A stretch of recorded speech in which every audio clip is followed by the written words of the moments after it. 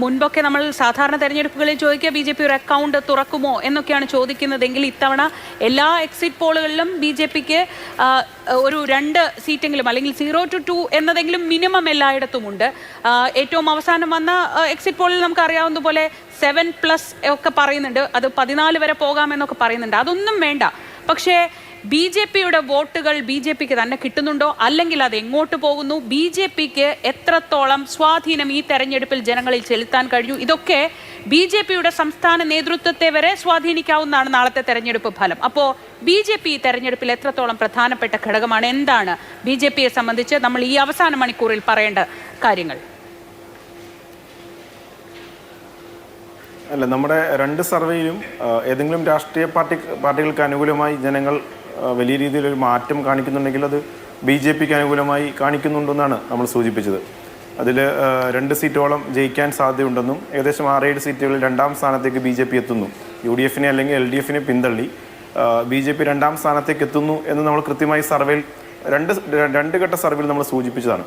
അപ്പോൾ അത് സൂചിപ്പിക്കുന്നത് BJP വളരെ ഡിസൈഡിങ് ഫാക്ടറായി മാറുന്ന ഏകദേശം ഒരു 10ഓളം മണ്ഡലം കേരളത്തിലുണ്ട്. ഈ 10ഓളം മണ്ഡലങ്ങളിൽ അവർ ജയിക്കുക എന്നതിനപ്പുറത്തേക്ക് ഞാൻ ഉദാഹരണം സൂചിപ്പിക്കുകയാണെങ്കിൽ കോഴിക്കോട് സൗത്ത്, ഇവിടെ മനു കുര്യനും ജോർജ് പടിപ്പാട് സാറും സാറൊക്കെ സൂചിപ്പിച്ചത് കോഴിക്കോട് സൗത്ത് UDF ഏറെക്കുറെ ജയിക്കും. അങ്ങനെ തന്നെയാണ് നമ്മളുടെ 2 സർവേയിൽ നമ്മുടെ വിലയിരുത്തൽ.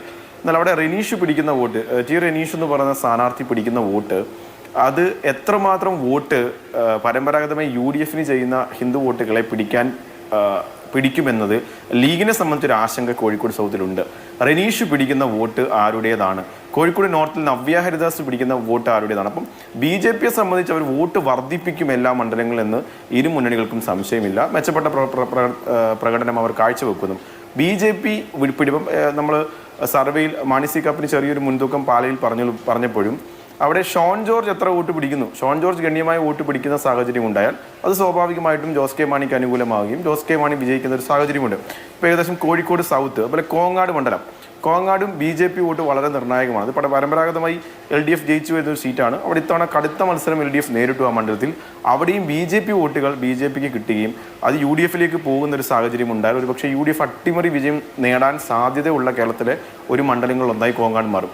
അതേപോലെ മണലൂരിൽ നമുക്കറിയാം തൃശ്ശൂർ ജില്ലയിലെ A ക്ലാസ് മണ്ഡലങ്ങളിലൊന്നാണ്. അവിടെ വളരെ ശക്തമായ മത്സരം TN പ്രതാപനും രവീന്ദ്രനാഥും തമ്മിൽ മത്സരം നടക്കുമ്പോഴും അവിടെ അനീഷ് കുമാർ എത്ര വോട്ട് പിടിക്കും, ആ വോട്ടുകൾ ആരുടേതാണ്, ആ വോട്ട് ആരുടെയാണ് കൂടുതൽ പിടിക്കുക എന്നുള്ളതാണ് നമ്മുടെ 2 സർവേയിലും നേരിയ മുൻതൂക്കം TN പ്രതാപനെ സൂചിപ്പിച്ചപ്പോഴും നമ്മളവിടെ കാണേണ്ട ഒരു ഡിസൈഡിങ് ഫാക്ടർ മണലൂരിൽ വളരെ നിർണായകമായ ഒരു ഡിസൈഡിങ് ഫാക്ടറാണ് BJP. അതേപോലെ തൃശ്ശൂർ മണ്ഡലത്തിലും തൃശ്ശൂരിൽ വളരെ ശക്തമായ ത്രികോണ മത്സരം നടക്കുന്നു. നമുക്കറിയാം കഴിഞ്ഞ വർഷത്തേക്കാൾ ഏകദേശം 8,000-ഓളം വോട്ടിന്റെ കുറവാണ് ആ മണ്ഡലത്തിലെ പോളിംഗിൽ ഉണ്ടായിരിക്കുന്നത്. അപ്പോൾ ഏകദേശം 1,22,000 വോട്ടാണ് പോൾ ചെയ്യപ്പെട്ടിരിക്കുന്നത്. ജയിക്കാൻ വേണ്ട സ്ഥാനാർത്ഥികൾക്ക് വളരെ ശക്തമായ മത്സരം നടക്കുന്ന ത്രികോണ മത്സരം നടക്കുന്ന മണ്ഡലത്തിൽ ഒരു 40,000-41,000 വോട്ട് മതിയെന്നുണ്ടെങ്കിൽ ഈ 41,000 വോട്ട് കഴിഞ്ഞ തവണ P ബാലചന്ദ്രൻ 44,000 വോട്ട് പിടിച്ചു. 40,000 അടുത്ത വോട്ട് പത്മജ കോൺഗ്രസ് സ്ഥാനാർത്ഥിയായി പിടിച്ചു. സുരേഷ് ഗോപി 38-39 പിടിച്ചു. അപ്പം 40,000 വോട്ട് 41,000 വോട്ട് പിടിക്കുന്ന സ്ഥാനാർത്ഥിക്ക് തൃശ്ശൂരിൽ ജയിക്കാം. അതുപോലെ തന്നെ പാല നമ്മൾ സൂചിപ്പിച്ചു. പൂഞ്ഞാർ മണ്ഡലത്തിൽ LDF ജയിച്ചിരിക്കുന്നു. നമ്മുടെ 2 ഘട്ട സർവേയിൽ നമ്മൾ UDF വിജയിക്കുമെന്ന് പറഞ്ഞു. പൂഞ്ഞാറിൽ വലിയൊരു ഡിസൈഡിങ് ഫാക്ടറാണ് BJPയെ സംബന്ധിച്ച്. അതുപോലെ തിരുവല്ലയിൽ നമ്മൾ തൃശ്ശൂർ സൂചിപ്പിച്ചതുപോലെ വളരെ കുറഞ്ഞ വോട്ടുകൾ പോൾ ചെയ്ത 1,20,000 പരം വോട്ടുകൾ പോൾ ചെയ്ത അവിടെ 41,000 വോട്ട് അനൂപ് ആന്റണി ജയിക്കും. അനൂപ് ആന്റണി ജയിക്കാൻ സാധ്യതയുണ്ടെന്ന് NDA ക്യാമ്പുകൾ പ്രചരിപ്പിക്കുന്നു. അവർ ആത്മവിശ്വാസം പ്രകടിപ്പിക്കുന്നു. തിരുവല്ല, വട്ടിയൂർക്കാവ്, സെൻട്രൽ ഇത്തരം മണ്ഡലങ്ങളിലൊക്കെയും BJP ഫാക്ടർ വളരെ നിർണായകമാണ്. BJP എത്ര സീറ്റുകൾ ജയിക്കുമെന്ന് ചോദിച്ചാൽ നമ്മുടെ സർവേയിൽ സൂചിപ്പിച്ചതുപോലെ നേമം അവർക്ക് ജയിക്കാൻ സാധ്യതയുള്ള സീറ്റായി വിലയിരുത്തുന്നു. കഴക്കൂട്ടം ഒരു വിജയ സാധ്യതയുള്ള സീറ്റായി. ഒരുപക്ഷെ വളരെ ശക്തമായ ത്രികോണ മത്സരം നടക്കുകയും ഷാനവാസ് പാദൂർ വലിയ രീതിയിൽ വോട്ട് പിടിക്കുന്ന ഒരു സാഹചര്യം ഉണ്ടായാൽ കാസർഗോഡ് അവർക്ക് വിജയിക്കാൻ സാധ്യതയുള്ളൊരു സീറ്റായി നമുക്ക് വിലയിരുത്താം. വിജയിക്കാൻ ഉറപ്പൊന്നല്ല, പക്ഷെ നമ്മൾ UDF ആണ് അവിടെ മുൻതൂക്കം വരുന്നത്, പക്ഷേ സാധ്യതയുണ്ട്.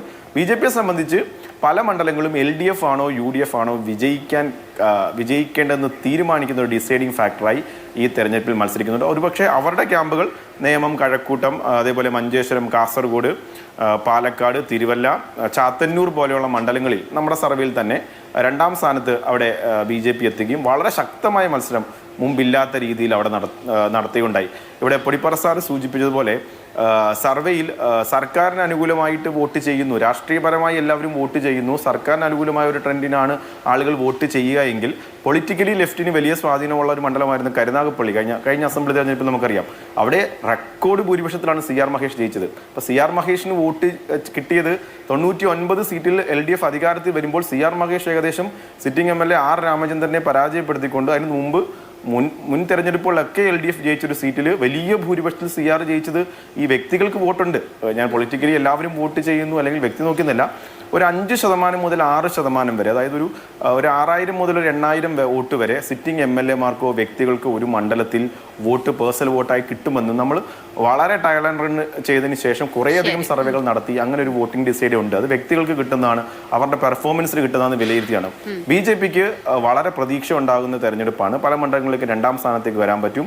മെച്ചപ്പെട്ട 2ാം സ്ഥാനം, ഡിസ്റ്റൻസ് സെക്കൻഡ് എന്നുള്ളതല്ല, അതിലും കുറച്ചുകൂടെ ക്ലോസ് ആയിട്ട് അവർക്ക് 2ാം സ്ഥാനത്തേക്ക് വരാൻ പറ്റുന്ന ഒരു പ്രകടനമായിരിക്കും ഈ തെരഞ്ഞെടുപ്പിലുണ്ടാകും.